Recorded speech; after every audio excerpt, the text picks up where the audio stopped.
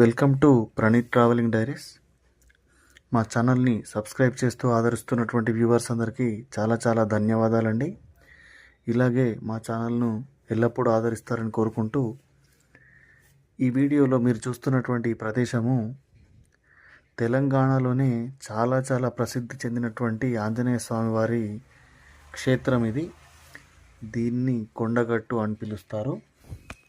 ఈ కొండగట్టు చాలా మహిమాన్వితమైనటువంటి ప్రదేశము. అయితే ఈ ఆలయము దాదాపు 400 సంవత్సరాల క్రితం నాటిదని చెప్పేసి చరిత్ర ద్వారా మనకు తెలుస్తుంది. అయితే ఇక్కడ ఆంజనేయ స్వామి స్వయంభూగా వెలిశారు.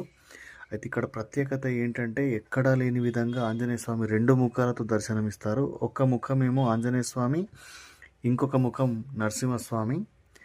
సో ఈ 2 ముఖాలతో దర్శనమిచ్చేటటువంటి ఏకైక క్షేత్రము ఆంజనేయ స్వామి వారిది ఈ యొక్క కొండగట్టు మాత్రమే. ఈ కొండగట్టు ఆలయ చరిత్ర కనుక మనం చూసుకున్నట్లయితే, పూర్వము లక్ష్మణుడు మూర్ఛపోయినప్పుడు హనుమంతుడు సంజీవని తేవడానికి వెళ్ళినప్పుడు వస్తుండగా ఒక సంజీవని పర్వతంలో నుంచి ఒక ముక్క ఇక్కడ పడిందంట. ఆ ప్రాంతంనే కొండగట్టుగా అని పిలుస్తారు. అయితే ఇక్కడ స్వామివారు స్వయంభూగా వెలిశారు.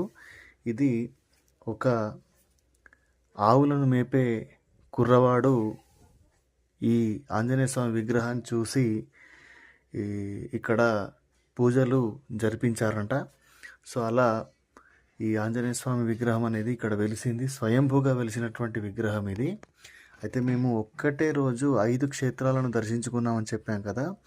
ఆ 5 క్షేత్రాలలో ఫస్ట్ దర్శించుకున్నటువంటి టెంపుల్ వేములవాడ, సెకండ్ ఈ కొండగట్టు. సో మీరు కూడా తప్పకుండా దర్శించ